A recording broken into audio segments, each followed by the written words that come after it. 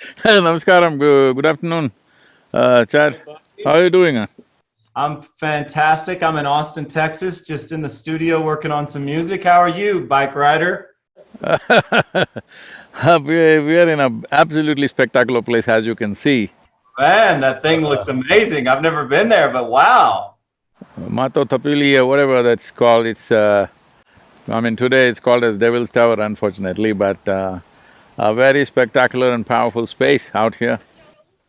Well, I gotta say, I'm loving that hat and those glasses, man. You're looking like, you're all American right now. I'm digging it. When you're in America, be American, why not? That's what it is, dude. Well, I gotta tell you, thank you for coming on. This year of 2020 has been outwardly chaotic for so many, even people that I know, and for to go, be able to go through the inner engineering program at the start of 2020 was absolutely special for me. Most appropriate time for you. Yeah, because Can't be Dave and better. I, as Tritonal, we're touring 100, 120 shows a year for the last decade, and there's not been a lot of breaks, and so to be able to do that program and then to be able to continue with my disciplines all this year has been a true blessing for me. So thank you for that, my friend. It is this 2020, I know people are seeing it as a great debacle. It is on many levels. Unfortunately, so many people, nearly 1 million people have lost their lives. So many people have lost their loved ones. Every day, at least a dozen people that I know well are dying, at least a minimum dozen people. And the worst thing is when people die, their parents die or their brothers or sisters or even spouse dies, they're not even able to go and attend to that. That is a real tragedy. And of course, loss of jobs, loss of businesses, closing down of many businesses, all this is there. But one thing we need to understand is, as you said, and the same is true for me, and as long as people or the populations don't move towards starvation, which I think in today's world we can take care of largely.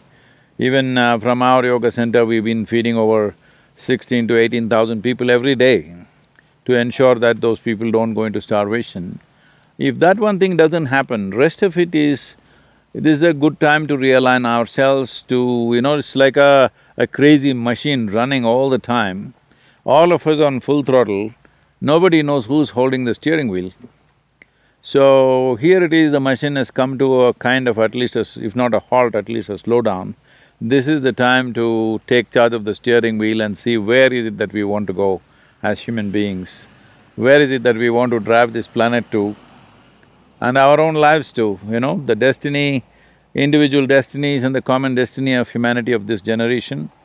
I think this is the time to recalibrate all that.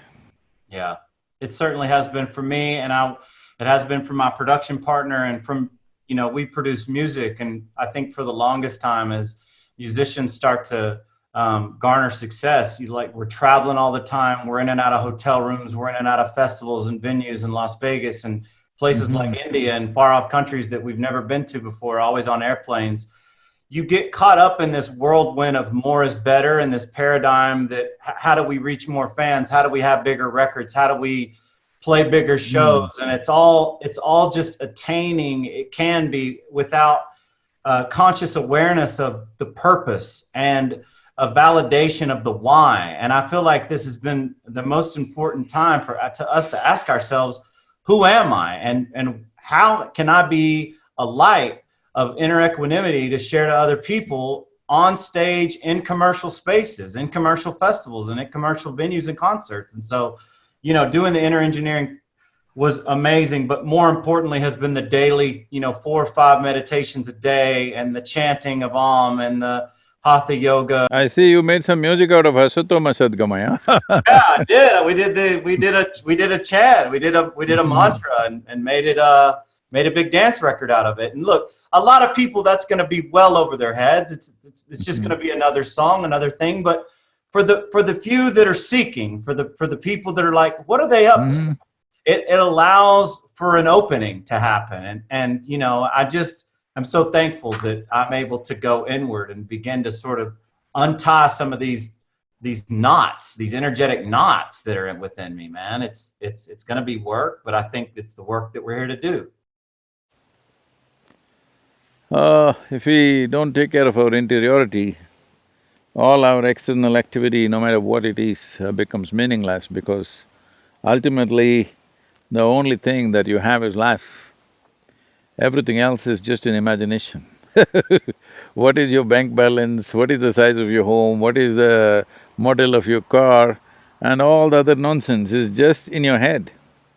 The real thing is only your experience of life, how profound it is, how intense it is, and how wonderful it is, that's all there is.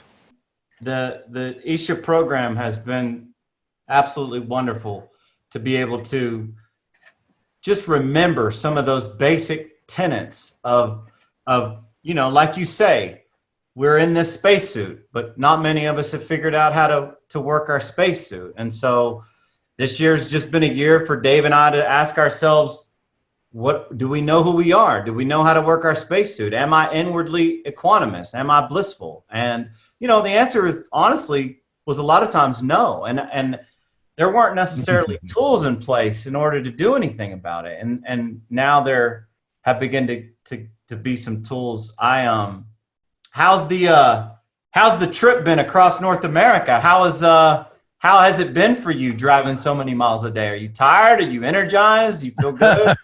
I'm good that way, it's just that, weather has been great except after we came towards Dakota and now into Wyoming, the winds are blowing at 50 miles an hour, taking the motorcycle sideways all the time. A hard job to keep it on the… in the lane, it's just going away. Wow. So, these modern motorcycles have so much of shield and all the fancy carbon stuff that is taking the wind and becoming like a sail, just pushing it away. How many miles are you guys doing on average a day? Um, till now, from the day we left, my motorcycle is right now reading, I think 3600 something. Wow. So, initially we made very good, riding distances because there were no stops, so we almost did 600 to 700 miles per day. But now last few days we've been talking to this, we've been going to these Indian reservations, talking to these medicine men, the chiefs and other things. So last 3 days we have not done much distance, but we are doing more generation of material we're shooting here. With this background, it's fantastic, so we decided to stay a couple of days and shoot. Wow. That's pretty incredible. You talking to natives, do you have any experiences or any little bits you can share about meeting with those guys or some of their history or maybe just having a moment of presence? One thing is, there is a certain sense of hope now compared to how they were. They were feeling quite hopeless that, they had no freedom to practice the religious practices till about, I think 74 or 76, 1974 or 76. After that, this Religious Freedom Act came and even though it came in enforcement, it did not happen. They feel in the last 15, 20 years there's more freedom for them to practice their religion. A lot of it has been lost, but certain elders have kept it alive and trying to bring the youth back into it. They're all very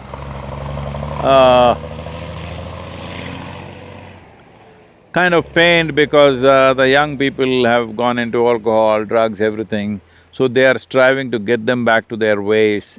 And for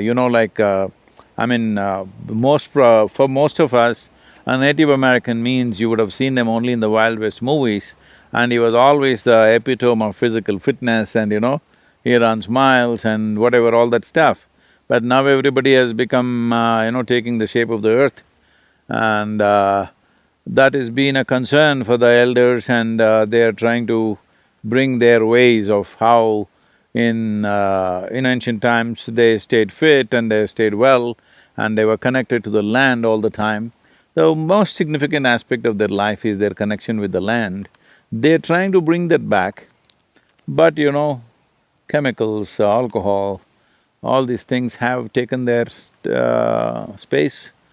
But at least they're feeling hopeful that in the next 10, 15 years, they will have more of their culture living, than it has been in the past. Wow.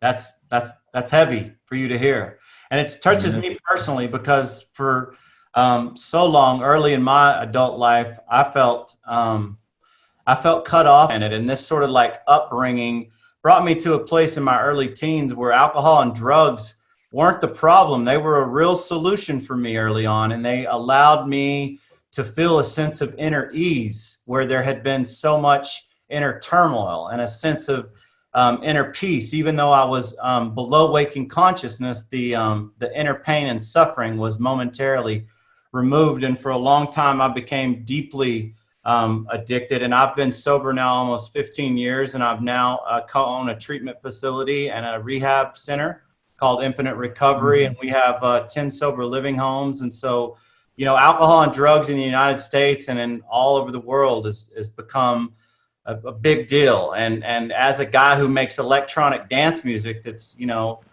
focused on people having fun and experiencing opening through music, there's a lot of people who get caught up in that. And so it's important for me to not only to stay sober, but to awaken so that other people can see that you can change. People can change. And I think that a lot of people get caught up in that stuff and they feel like it's over and this incarnation's done.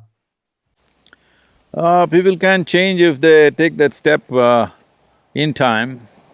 Otherwise, the chemicals can mess up a human being in such a way that they become sort of diminished life, you know. The damage is sometimes permanent. So the question is, will somebody wake up in time?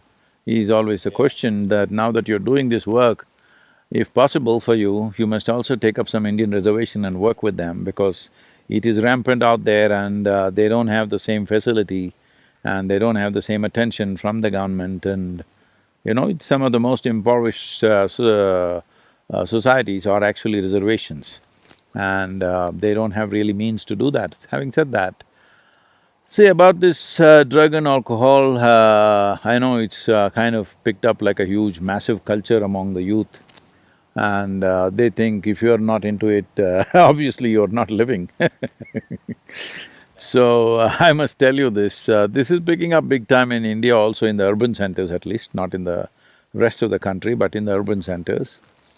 So, I was in Bangalore and you know, they always invite me to all these under 25 conferences because they think I'm 25. Do I look like that? Do I look like that? You do. You do with that hat. Those sunglasses, definitely you do. So, I was in this conference and you know, like about 15-20,000 people are there in an open-air conference and well, the smell is all over, at least the marijuana smell is all over the place.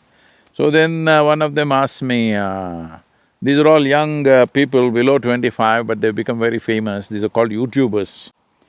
You know, they've kind of have millions of following and they're doing their own little thing.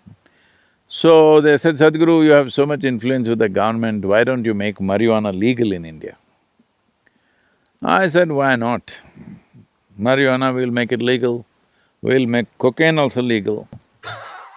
And then we'll make meth also legal. Why go in steps? We'll make everything legal straight away because anyway, when something… Well, the reason why, for example, in the United States there was prohibition, there was no alcohol, all right? So why they gave in to making alcohol legal is not because they suddenly decided it's good for your health or your well-being, simply because they couldn't control it. The moonshining was all over the place and instead of somebody else making the money, the government decides, okay, let's tax it and make money. So the same thing with marijuana, when they're not able to control it, it's all over the place, they will decide to tax it and make money. If cocaine becomes all over the place, probably they'll do the same thing another 10-15 years. If meth becomes all over the place, that's what they will do and somebody will of course write an article saying how meth is the best for the growth of your brain, you know. I'm saying these things will happen, this is how society has worked always. Not just one society, all societies, this is how they have usually worked. So I said, I will make it, no problem. Why is it that you're asking me? You want to go to your university smoked up, is it? I don't know what's the words in America, in India. Stone. Smoke. Stone is there, but that's going too far. I am stoned, always. That's why I'm not showing you my eyes. I am always stoned without any substance. So in India, they say tobacco means it's smoking. If they're doing marijuana, it's smoking up. They're smoked up. I said, do you want to go to the university smoked up? They said, why not? I said, let's do one thing. Let's say we want to take you on a small plane ride. On a little plane, we'll give you a joyride. But the pilot comes smoked up. You want to fly with him? I said, like this. I said, okay, you don't seem to get it. You need a major surgery right now. And you see the surgeon comes smoked up. You want the surgery? They said, no. So you clearly understand, in some way your faculties are impaired. And why with impaired faculties, you want to go to the university? You say, I don't want to go to the university, that's fine with me. You want to go to the university with impaired faculty, what is the point of that? You clearly understand something is down in you, but you say you're high. I said from now on, don't use the word high. Whenever you smoke, you say, I'm down, because that's the appropriate word. Because something is down, nothing is up, all right? You think you're high simply because it's giving you a chemical high for some time and you will go down naturally. So the simple thing is just this is something all youth should understand and strive for. See, the greatest chemical factory in the most sophisticated and complex chemical factory in the universe that we know of is this human mechanism. If you know how to manage it, you can be always blissed out, stoned. Look at me, always stoned. But it doesn't have any side effect. It doesn't take away your intelligence, it doesn't put you down, it doesn't take away your awareness. Today, there is much research in this direction. This this inner engineering what you did was only the online thing. The Shambhavi Mahamudra practice, which is a completion program, unfortunately we're not able to do it right now. With this practice, 90 days of practice, they are saying some of the universities, this Rutgers University, Harvard, Florida and other Indiana universities, they all came together and did a research on this practice. And they said your BDNF, that is the brain-derived neurotropic factors, are up 300%.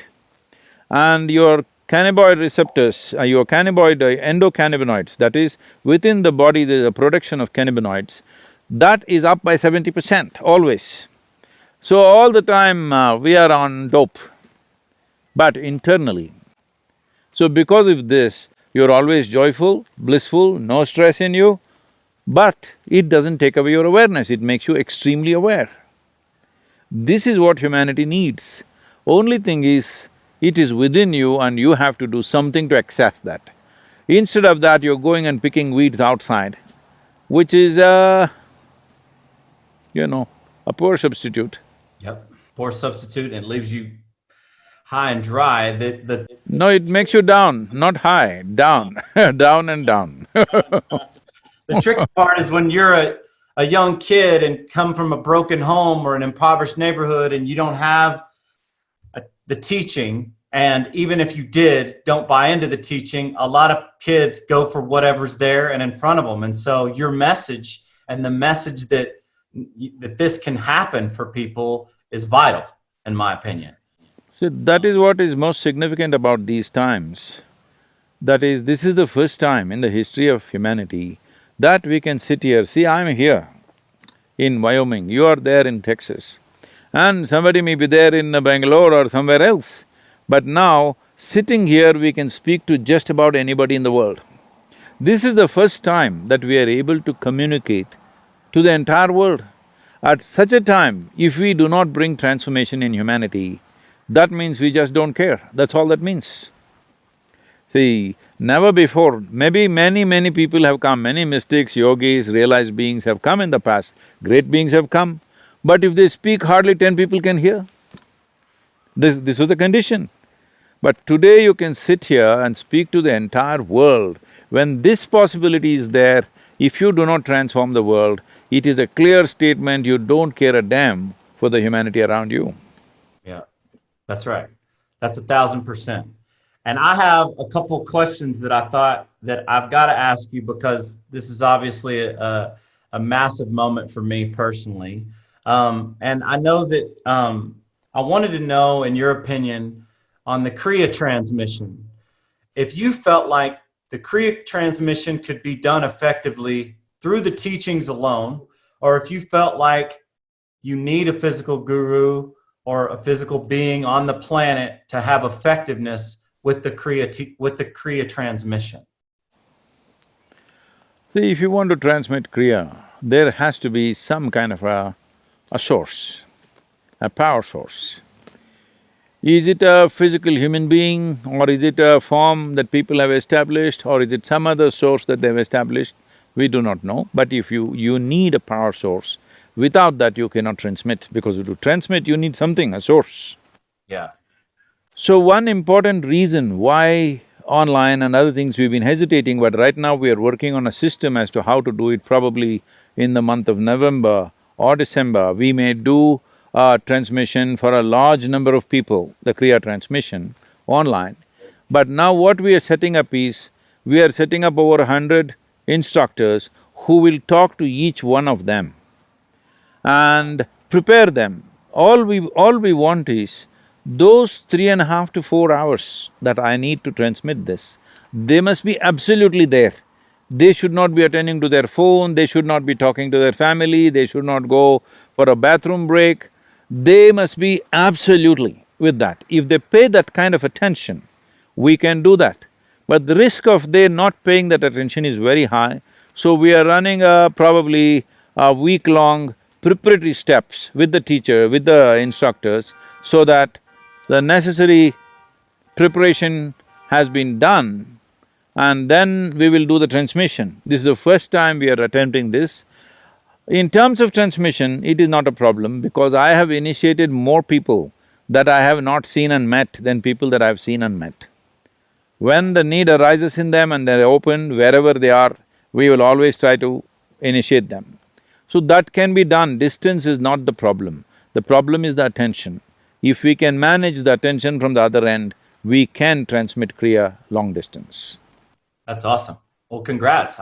That's exciting. That's going to be massive for the world and massive for a bunch of people who can't do Shambhavi right now because of COVID. So that's awesome. I have another one. This, as a Westerner and as somebody who's usually touring all the time, a householder, a dad who's got twin boys and a little girl, you know, as an entertainer who's constantly traveling like yourself and trying to meditate upwards of 4 times a day, are there any psychological and physiological indicators of somebody when they're doing disciplines eagerly and rigidly over time that would indicate that they're coming up on a samadhi-like experience? Are there any signposts? Are there any things that we should look for? See, this question comes from various aspects. One important aspect that I would like to knock off before we go into the subject is, generally people think an inner experience means something spectacular should happen, fireworks should happen. Right. Tell me, even if we set up fireworks, how long can we make it last? Yeah, it's up and down, and then you open your eyes and it's over. It is just up and down. So the important thing is not that steadily you're going up is important. Here and there we can have a little firework show. That's okay, but that is not the goal. The important thing is we must be steadily going up. First of all, let's understand what is Samadhi. Samadhi means… Sama means equanimous, Di means buddhi or the intellect. When your intellect becomes equanimous, you are in a state of Samadhi. There are different types of Samadhi. Generally, it is categorized as 8 different stages of Samadhi. So let me not go into the detail of these categories. The important thing to understand is, the very function of the intellect is to discriminate. You are able to discriminate what is the soil, what is the tree, what is the stone, what is the human being, only because your intellect is functioning. Now if you make it equanimous, that means in some way you will not see the discrimination, you will experience life as one big whole, because intellect is a knife which is cutting the universe into small segments of pieces for your experience. Now when your experience becomes unified, that is, intellect is not doing this function, it is alert, but it is equanimous when it becomes. Now I'm sitting here, behind me this beautiful, Mato Tapili is standing up. Suppose you can't make out the difference between this and that. This is Samadhi. I'm putting a very stark example, but in your inner experience, every human being is experiencing some states of minor samadhis. Somewhere they put down their intellect and they experience some kind of togetherness. You can call it love, you can call it affection, you can call it, friendship, but some moments where discriminations are taken away and there is some sense of togetherness. But now the question is to maintain this every moment of your life. So simple way of seeing whether I'm moving forward or not is, when you wake up in the morning well, if you're unwell, if something else, let's leave that. Let's say you're perfectly healthy, you wake up in the morning, how does it feel to wake up in the morning? Waking up in the morning is a very important ritual in the yogic culture, how you wake up in the morning. So when you wake up in the morning, does a smile naturally appear on your face, or do you have to smile? Or are you… are you in some kind of a blissed out state when you wake up in the morning? Or are you tense when you wake up in the morning? Are you agitated? Or before you wake up already you're bothered about something? These are simple indicators. If you notice, there is a certain equanimity when you wake up in the morning. Well, it's a good sign. Just keeping that through the day is what it is. Don't look for spectacular fireworks, because those fireworks will never last. But if you become blissful throughout the day, you are a candidate for Samadhi, for sure. Because the number of troubles that are going on in everybody's lives, okay? There is nobody's lives which is all perfect. If you have to be blissful, you have to be equanimous, otherwise there's no way. There must be Samadhi in you for you to be blissful through the day, irrespective of the situations that are going on. If you go in reaction or in judgment of the situations that are happening in our life, nobody can be blissful on this planet unless somebody is wearing those, these days they are wearing those, what are those goggles which are giving them virtual reality, and they're in la la land, I'm saying. VR, VR, baby, VR glasses. That's great. That's great, and I think that that's a great indicator. I was wondering about, you travel all the time. You're always on airplanes. You're always in different countries. As an entertainer, we were on airplanes literally every weekend, going across the world. And I found that I've been home so long this year that a routine has been so key in garnering these states of inner equanimity. And there's a part of me that's a bit fearful and worried about being out on the road, up all night, late nights, early flights, hotel or airplane food, airport food. Do you have any advice about just preparing myself as an entertainer for inner equanimity and love with a touring regiment that can be that taxing? Well, anyway, you said you're sober, so I don't have to advise you on that one. Yeah, I am completely You only sober at home, or are you sober on the planet? I've been sober, completely sober, not a drink in 15 years. Wonderful. Just the travel and just being up all night and it's the no sleep is so brutal. Yes, travel definitely takes a toll. How to minimize that toll is, the simple thing is, when you're in an airplane, eat as little food as you can, and if you eat anything, generally a fruit or something, just drink lots of water. I know people have to learn to live with empty stomach. Yeah, that's Empty stomach is not a bad thing. Hunger is a different thing. See, what the mechanism of hunger is, certain acids are working on the stomach lining and they create a craving that you must eat. If you drink a glass of water, well, the acids get diluted and it goes away. If you put one fruit or something, the acids get diluted and it goes away. So, you can easily postpone it like that, whatever, I'm on… you probably going to Europe and other places, I'm on 15-hour flights, US to India So, it is also a time to rest, meditate and do whatever. And one important thing is people think when they are flying or when they're on a journey, they must talk endlessly about something. Well, that's one time that though it is difficult for me, the crew and everybody comes and they want to talk to me. If I'm flying the Indian airline, Air India, then the pilots want me to come and spend some time with them. All this kind of stuff is there. I keep a little time for that. Rest of the time, I just drink lots of water, maybe read something, write something, or meditate. That's about it. And above all, it is the anxiety of what will happen next which will make people very tired. When they're traveling, uh, up to halfway travel, they're back home still, trying to fix the home, which they can't fix anyway.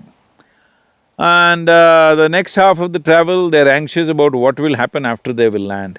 If you give up this one thing, travel is a nice time because at least you're caged in an aluminum case where you can't run away anywhere, nobody come and do anything to you.